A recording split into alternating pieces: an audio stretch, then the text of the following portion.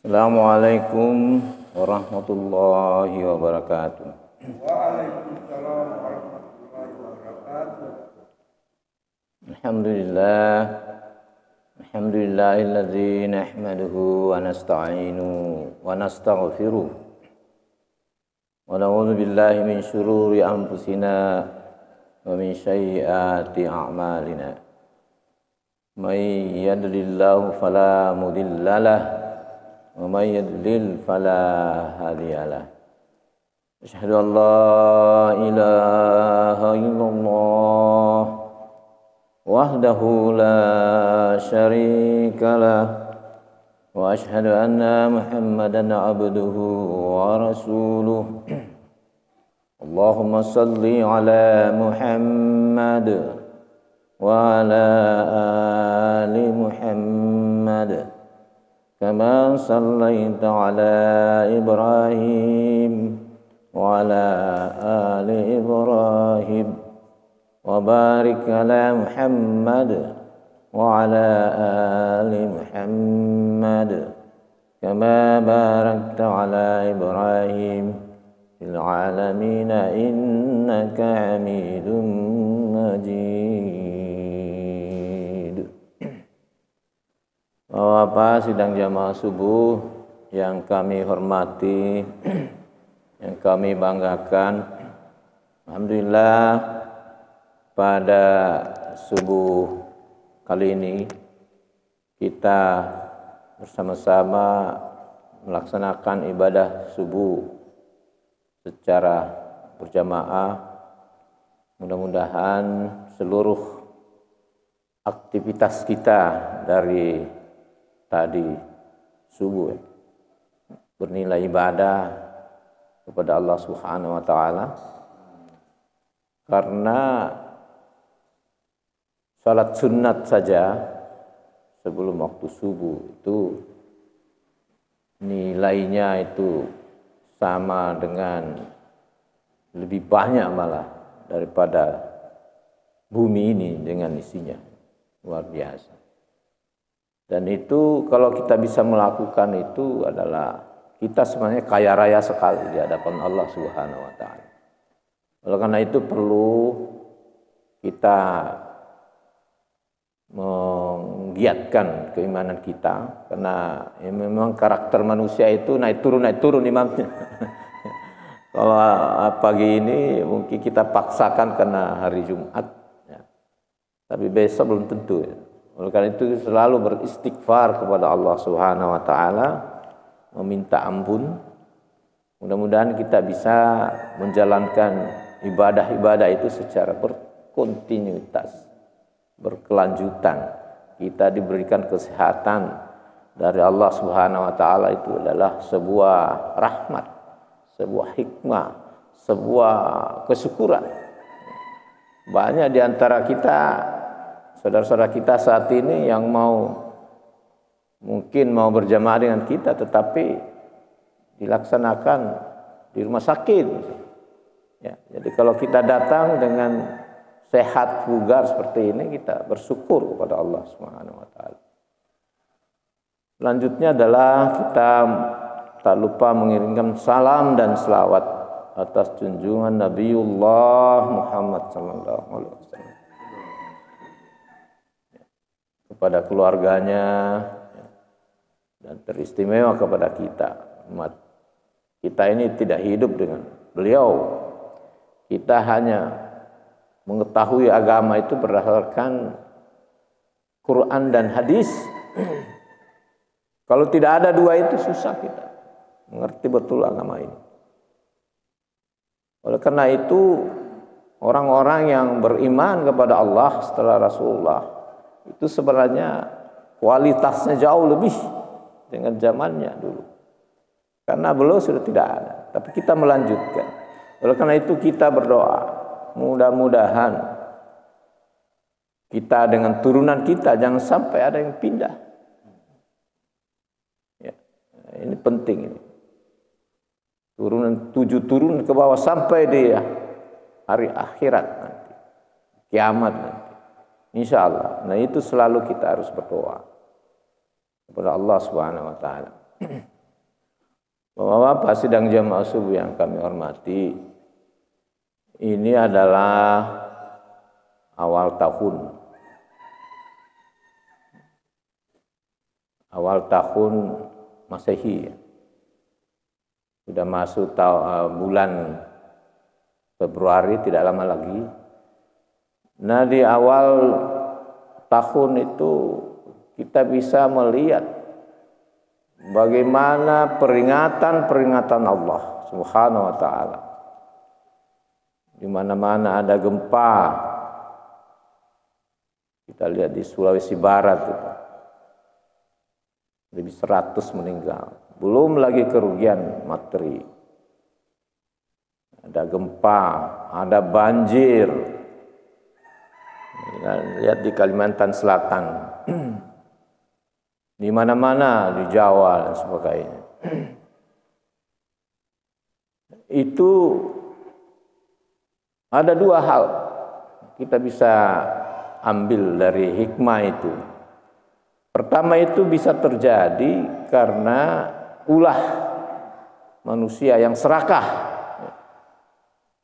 Kita bisa lihat di Kalimantan itu, kalau kita foto dari udara, itu sudah habis tuh, hutan-hutannya dibabat, tanah-tanahnya digali, habis. Jadi kayak kubangan-kubangan, rata-rata itu Kalimantan, termasuk kita juga.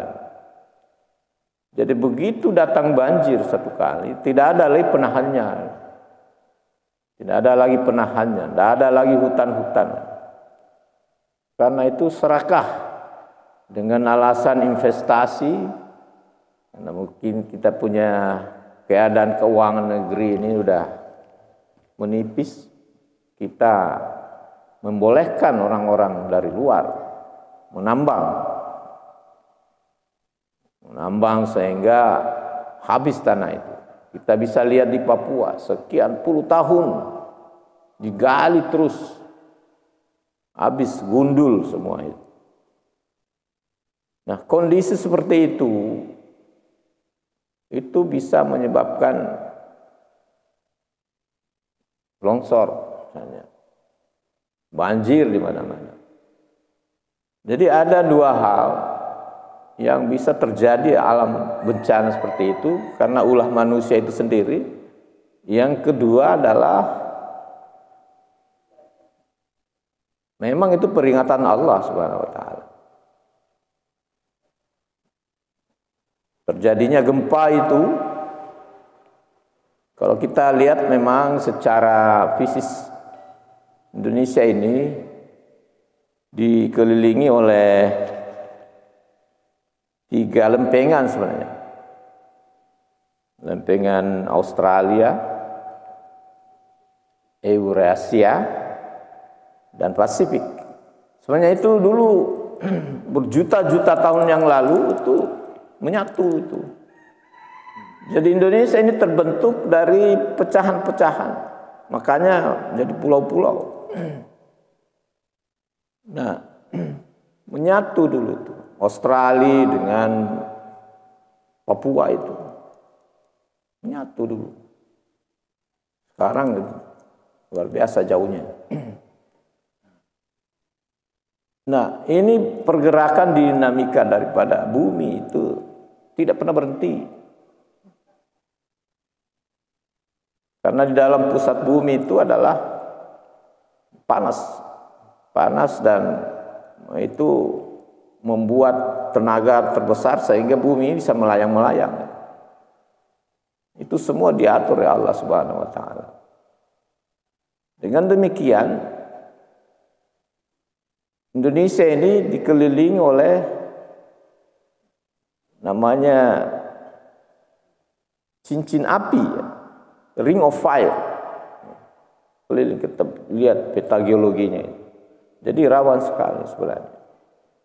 Nah, ini orang-orang yang tidak beriman, dia selalu mengatakan itu adalah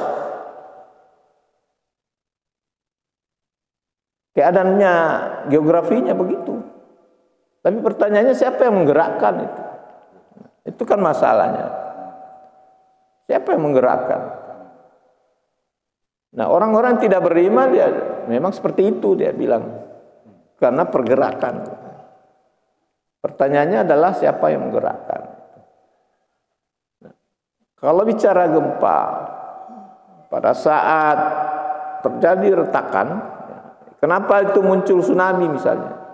Pada saat terjadi pergeseran lempengan, ya, mungkin pusat gempanya, kalau dia di laut itu biasa ada tsunami. Pusat gempanya di 10-20 km turun, retak begini, kemudian seketika itu diisi oleh air. Nah, kondisi seperti itu, maka air-air yang di pinggir di seputar daratan itu kan habis karena diisi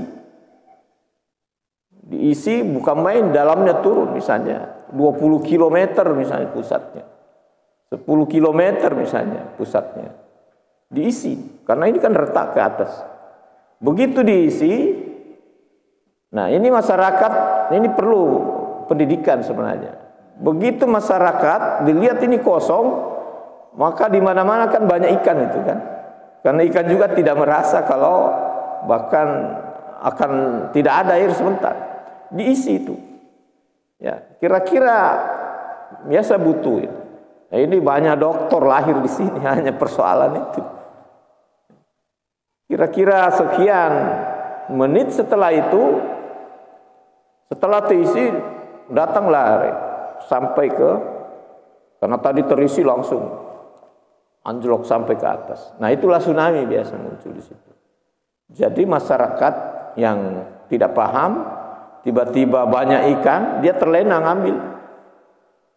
Langsung air datang kayak air bah begitu. Karena tadi udah dari kosong terisi kan kencang sekali tuh. Sampai naik ke atas 20-30 meter. Nah, ini yang terjadi. Terjadi di misalnya di Sulawesi Tengah tahun lalu ya. Seperti itu. Kemudian, nah ini yang gempa kemarin yang di Sulawesi Barat itu sumbernya di daratan, jadi tidak ada tsunami. Coba itu di laut, waduh, lebih parah. Kemarin di daratan, jadi tidak diisi oleh air, ya, tidak ada. Jadi ada waktu-waktu tertentu, misalnya 6-7 skala Richter itu, kalau dia di laut hati-hati. Pertanyaannya sekarang adalah, sampai saat ini belum pernah ada penemuan satupun manusia yang bisa mendeteksi bakal ada terjadi getaran atau gempa. Belum ada itu. Yang ada itu adalah pada saat terjadi, dia bisa prediksi sekian. Kalau misalnya tsunami, kalau terjadi itu kan kerekam itu kan, kerekam di seismograf namanya. Ini rekam amplitudonya, semakin besar amplitudonya berarti semakin besar kuat gempanya. Itu dia bisa prediksi kalau dia sudah tahu posisinya, ya. Pada saat itu dia bisa posisi air laut seperti itu, dan dia bisa prediksi bahwa akan terjadi tsunami sekian menit ke depan, ya, seperti itu. Bapak Ibu sekalian, nah bagaimana peran di dalam Quran itu tentang gempa?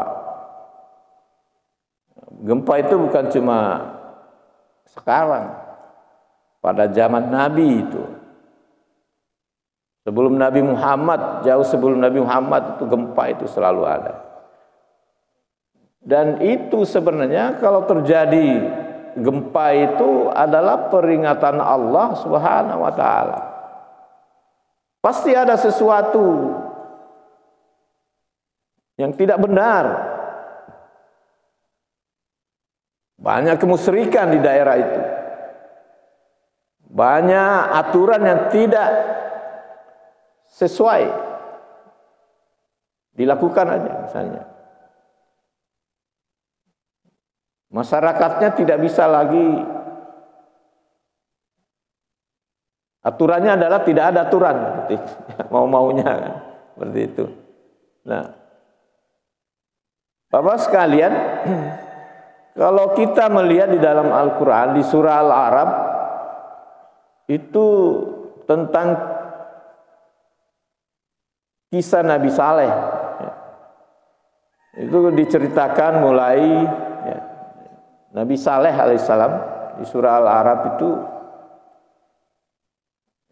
dia ayat 73 mulai ya.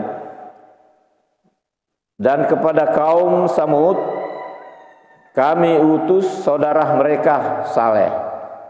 Dia berkata, wahai kaumku, sembahlah Allah.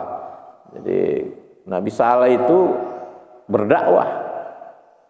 Karena mungkin di situ kaum Samud itu banyak kemusyrikan masa itu ya. Sampai sekarang. Sembahlah Allah bagimu selain Dia, ya. Tidak ada Tuhan yang disembah bagimu selain Dia.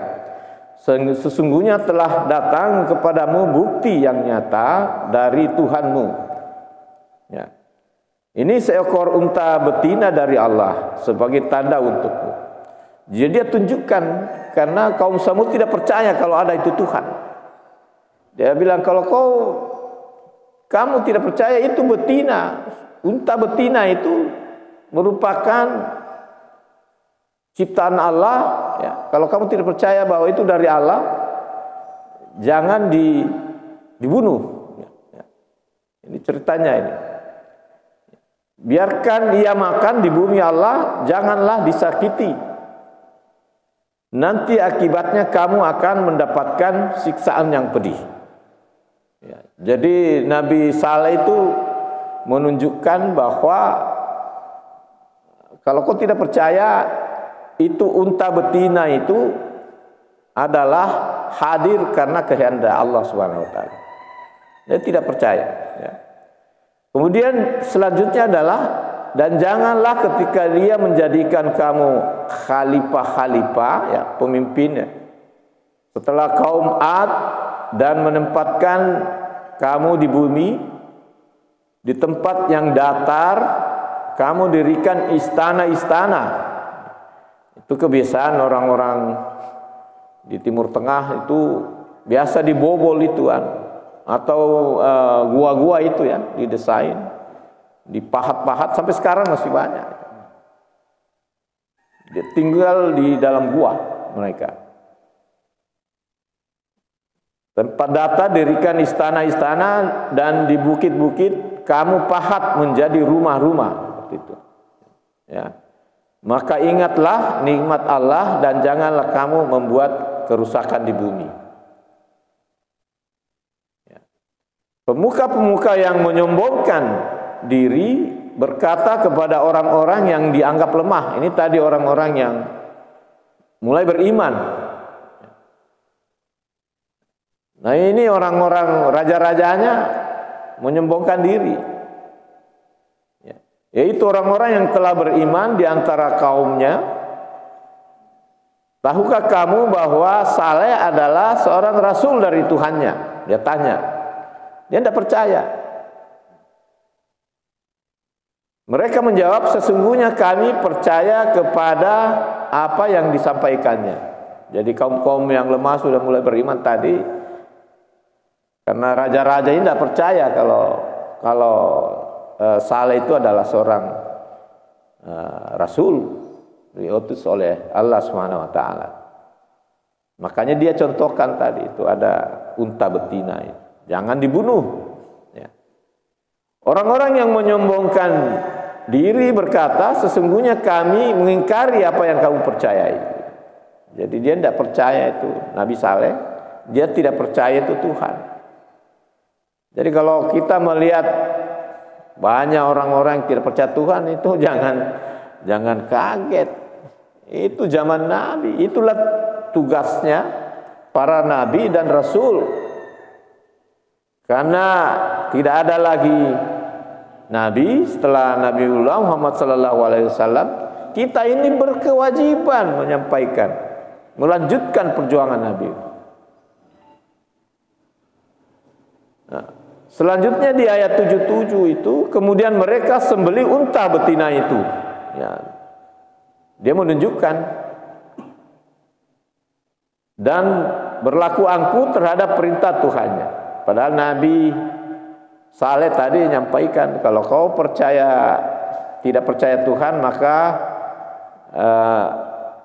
jangan dibunuh itu, pelihara, kasih makan, atau biarkan mereka cari makan.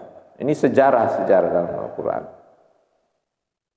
Kemudian mereka menyembelih unta betina itu dan berlaku angkuh terhadap perintah Tuhannya. Mereka berkata, wahai Saleh, buktikanlah ancaman kamu kepada kami jika benar-benar engkau seorang rasul. Itu. Karena dia bunuh kan? Padahal tadi Nabi Saleh jangan dibunuh. Dia bunuh, dia mau tunjukkan bahwa saya lebih berkuasa daripada kamu. Dibunuh. Nah, lalu datanglah gempa menimpa mereka, dan mereka pun mati bergelimpangan di dalam reruntuhan rumah mereka itu. Jadi begitu dia bunuh itu, boro-boro mau dipelihara, dia bunuh, sehingga seketika itu gempa dari Allah Subhanahu wa taala. Kemudian dia Saleh meninggalkan mereka sambil berkata, wahai kaumku, sungguh aku telah menyampaikan amanat Tuhanku kepadamu, dan aku telah menasihati kamu, tetapi kamu tidak menyukai orang-orang yang beri nasihat. Nah, ini cerita-cerita ya, sejarah gempa itu. Oleh karena itu, gempa yang terjadi di Indonesia akhir-akhir ini bukan karena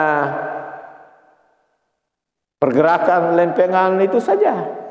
Itu peringatan Allah Subhanahu wa taala. Mungkin peringatan kepada kita, peringatan kepada pemerintah yang tidak menjalankan syariatnya, syariat Allah Subhanahu wa taala. Itu peringatan. Yang masalahnya adalah semakin ada peringatan Tuhan, semakin menjadi-jadi kebijakan-kebijakan ini. Yang masalah ini semakin tidak dekat kepada aturan Allah Subhanahu wa taala, semakin membuat peraturan-peraturan yang jauh dari syariat Allah Subhanahu wa taala. Oleh karena itu, sekali lagi,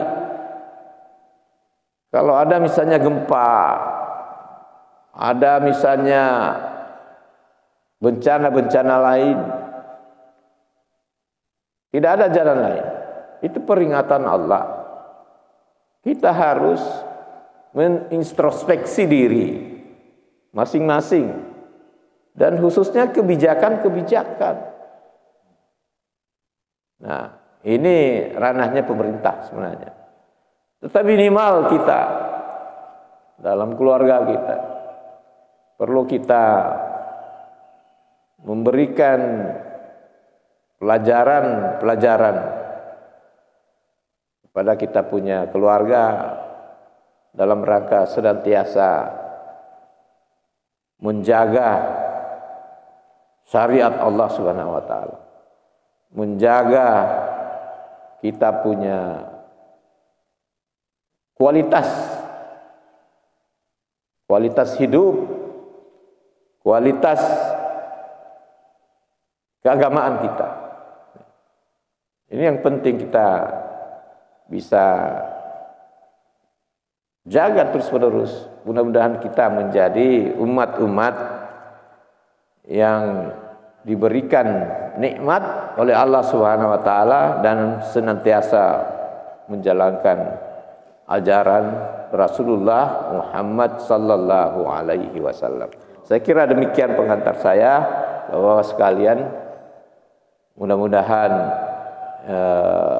sekali lagi bencana-bencana yang terjadi selama ini ya, kita senantiasa mengintrospeksi diri, dan para pengambil kebijakan itu mestinya harus juga merubah kebijakan-kebijakan itu menjadi kebijakan yang sesuai dengan yang diamanahkan oleh agama itu.